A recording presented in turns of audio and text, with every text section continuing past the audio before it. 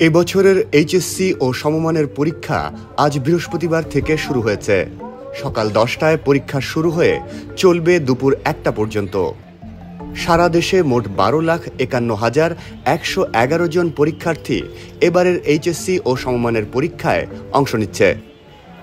এর মধ্যে সাধারণ 9টি শিক্ষা বোর্ডের অধীনে পরীক্ষার্থী রয়েছে প্রায় 10,55,000।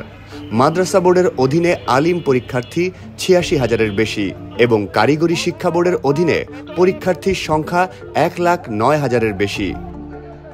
2024 সালের তুলনায় এবছর পরীক্ষার্থীর সংখ্যা কমেছে 81,882 জন।